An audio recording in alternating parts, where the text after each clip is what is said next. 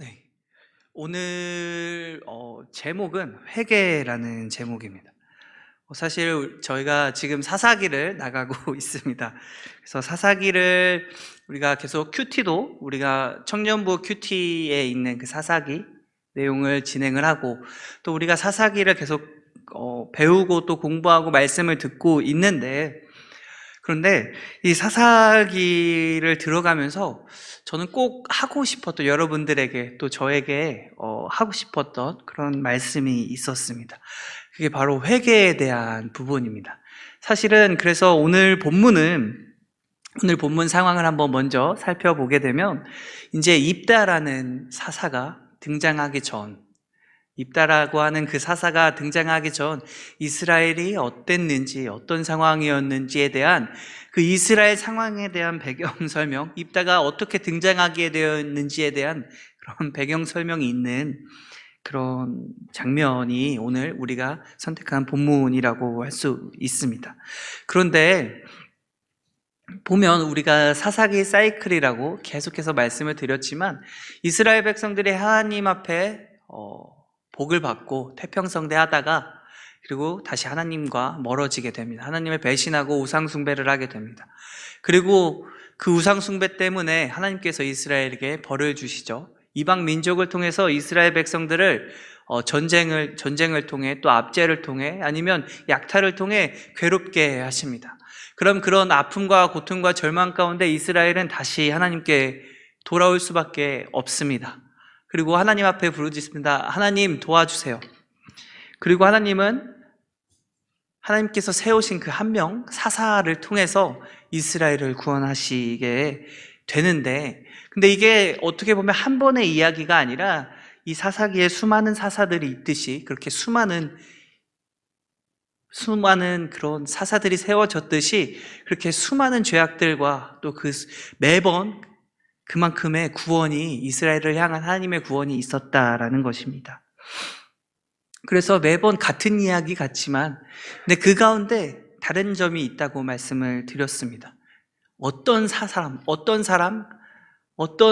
사사를 통해서 이스라엘을 구원하셨는지, 또 어떤 방법들을 통해 이스라엘을 구원하셨는지에 대한 세세한 장면들을 통해서 참 다양한 방법과 다양한 사람들로 이스라엘을 구원하신 것을 알 수 있습니다.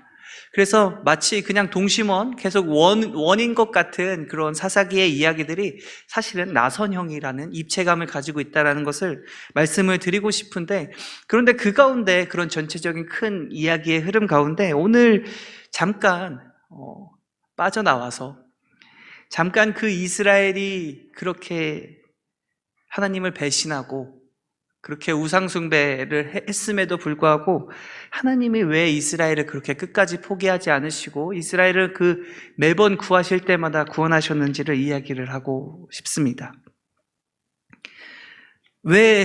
여러분, 왜 하나님께서 이스라엘을 그렇게 구원하셨을까요?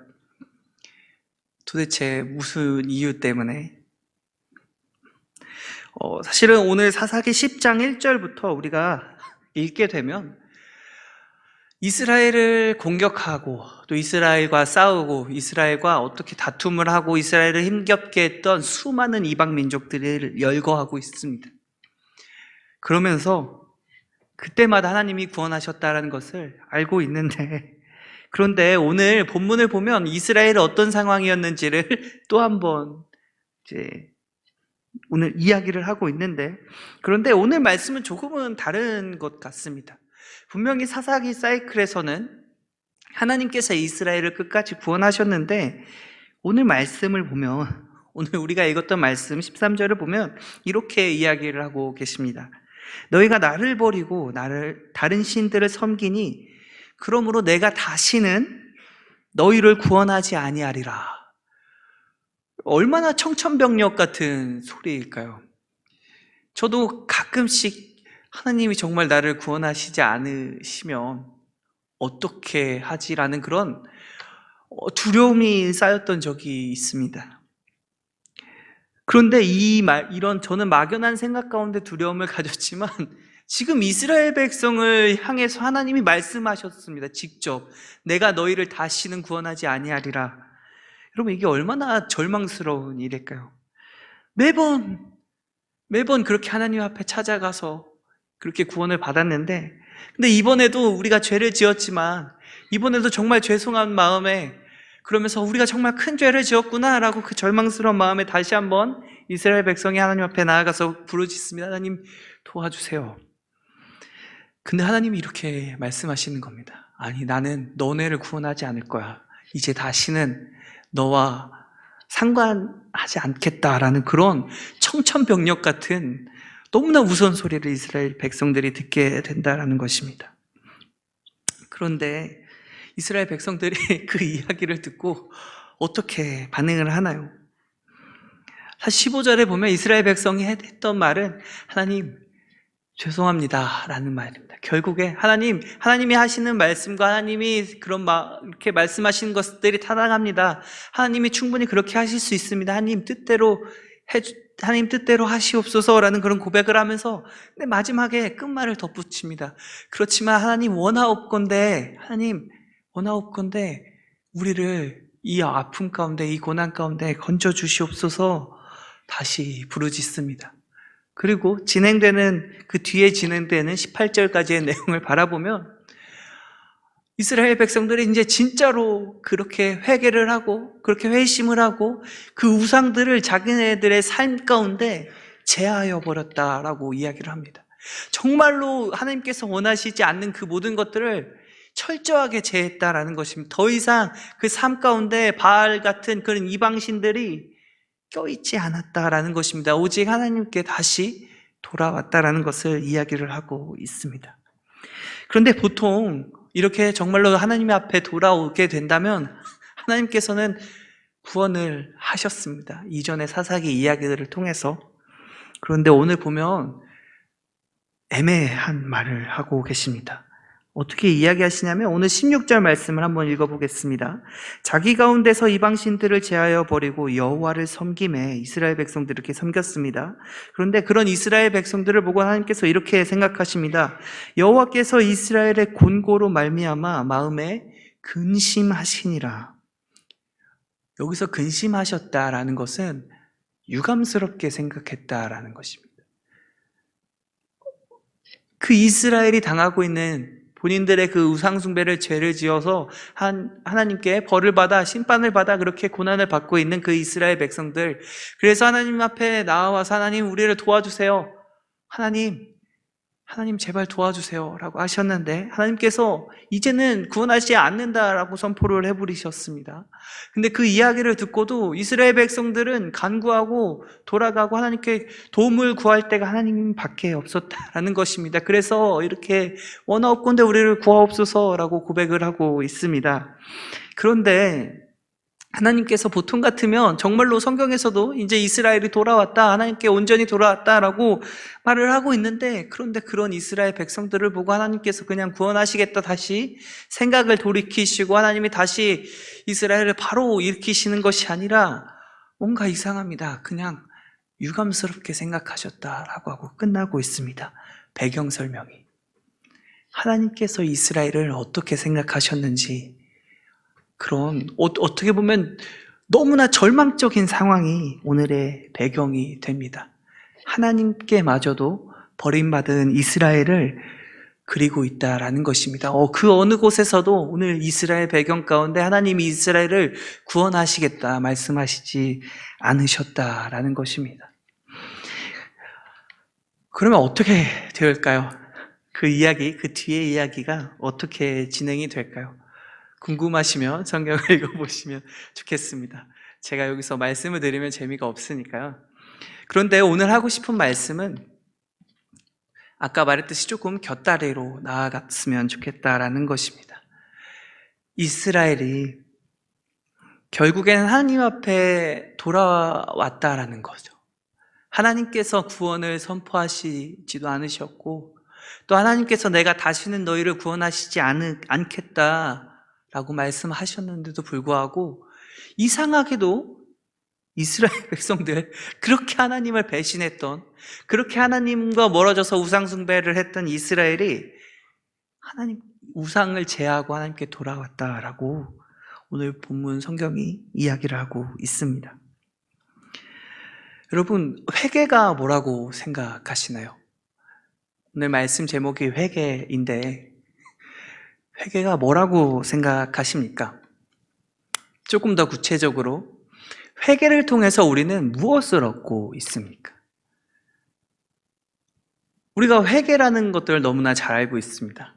그리고 우리가 신앙인이라는 것도 너무나 우리 예배 가운데 자리에 나와 있습니다.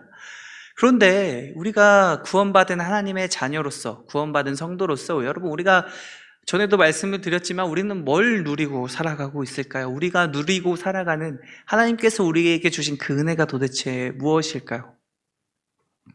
저는 그 것 중 많은 은혜 중 하나가 바로 회개라고 생각합니다.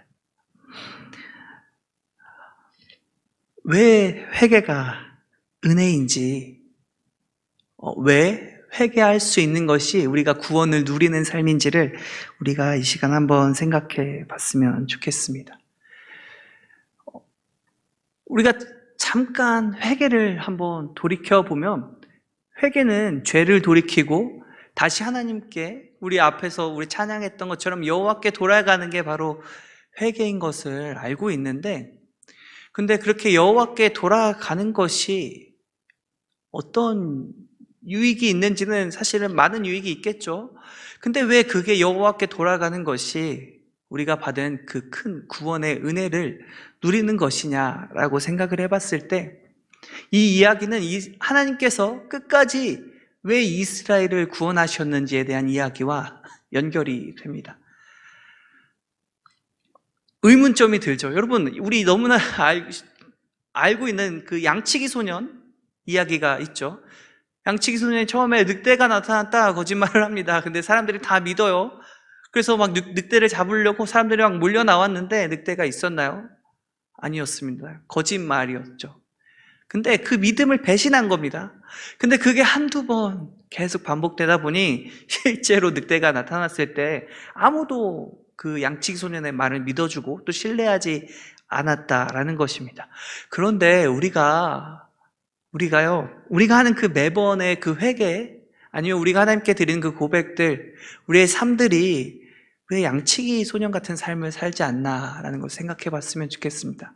우리가 어느 땐가, 우리가 언젠가 하나님 앞에 기도합니다. 하나님, 우리가 온전히 하나님의 말씀대로 살게 하여 주시고 내 삶이 온전히 하나님의 맡기고 하나님께서 원하시는 그 뜻대로 내가 살아가기를 원합니다. 하나님 도와주세요. 내가 그렇게 살겠습니다. 우리가 큰 결단을 하고 하나님께 기도를 드립니다. 그런데 우리가 그렇게 살아가나요? 근데도 이상하게도 그렇게 침체되어 살아가다가 어느 순간 다시 한번 뜨거워질 때가 옵니다. 다시 한번 기도합니다. 하나님 도와주세요. 하나님, 내가 이제는 정말 내게 있는 그 죄악들, 내가 즐거워하던 그 모든 것들을 내려놓고 하나님, 주님의 뜻대로, 말씀대로 순종하며 살아가겠습니다. 그리고 조금의 시간이 지납니다. 어떻게 되죠? 또 무너지게 됩니다.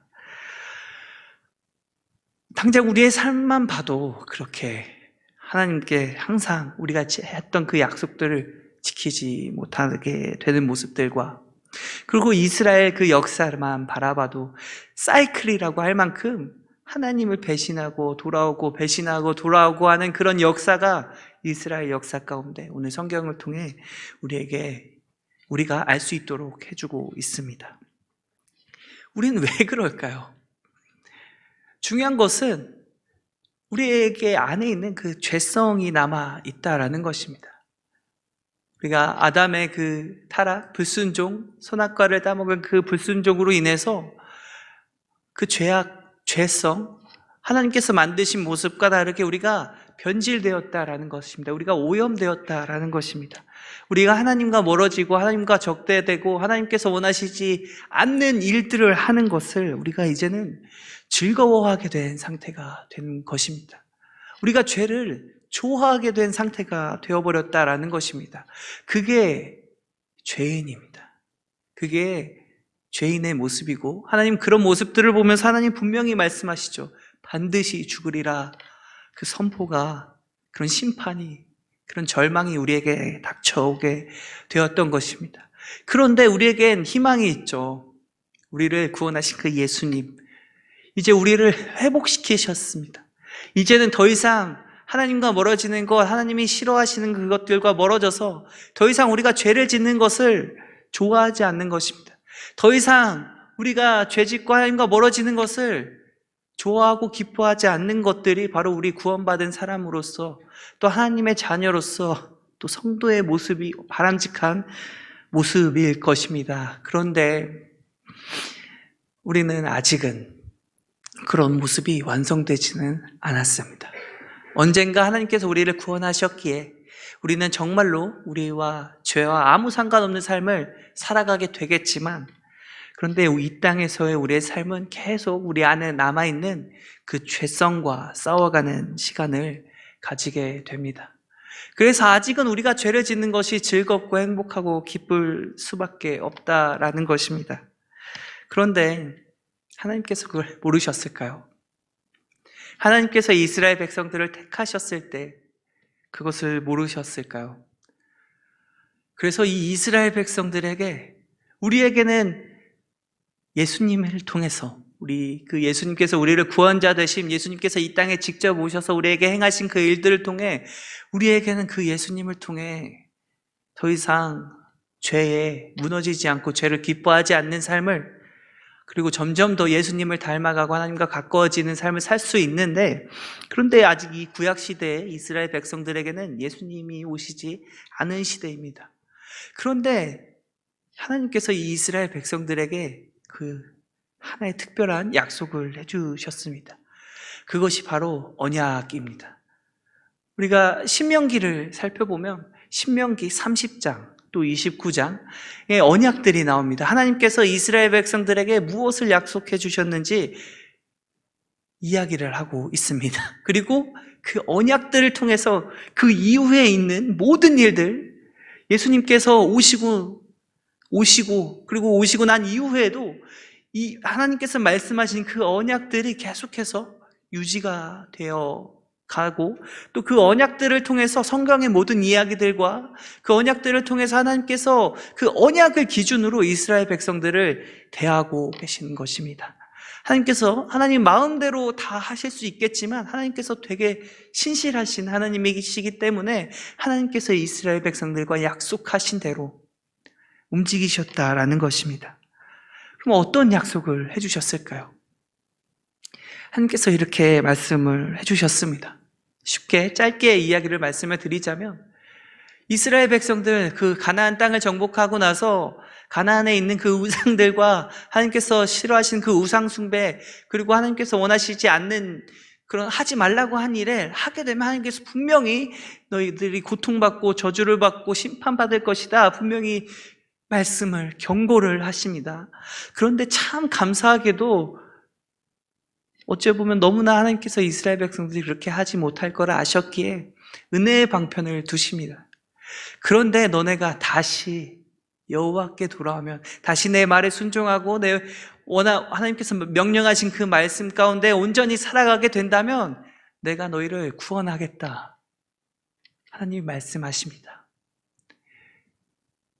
그 어떤 이유도 아니라 사실은 이스라엘 백성이 그렇게 수많은 시간 동안 하나님을 배신했음에도 불구하고 하나님께서는 이스라엘 백성에게 하신 그 약속을 기억하고 계셨다라는 것입니다.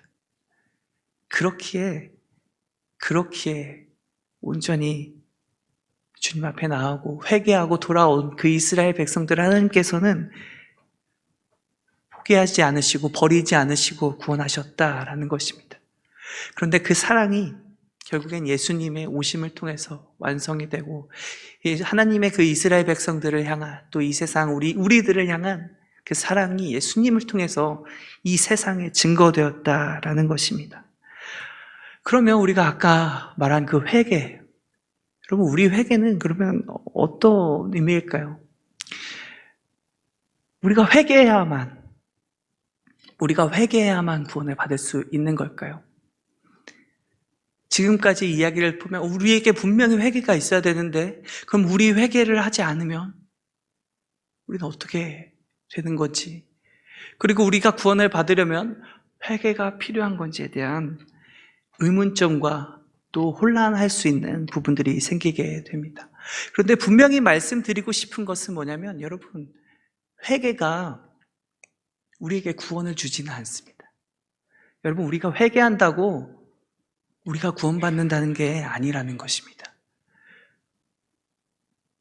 그럼 이스라엘은 왜 회개했는데 구원을 받았을까요?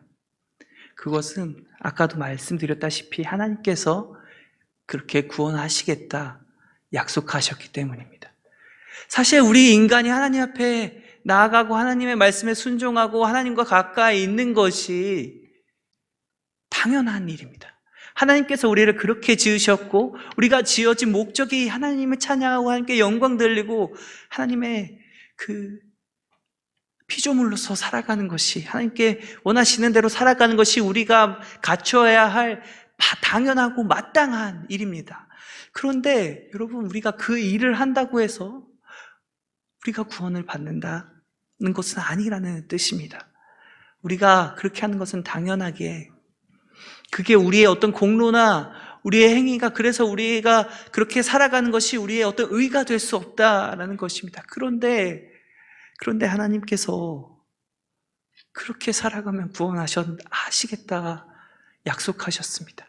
그리고 예수님을 이 땅에 보내셔서 그렇게 우리가 살아가도록, 우리가 그 회개하도록, 우리가 매번 그렇게 죄성과 싸우지만, 우리가 매번 무너지고 실패하지만 우리가 회개하는 게 어떤 의미가 있는지 우리조차 탄식하며 우리조차 그렇게 회의감이 드는 순간이 있을 때임에도 불구하고 하나님께서 우리를 계속 회개의 자리로 하나님께 돌아오게 하게끔 하신다라는 것입니다.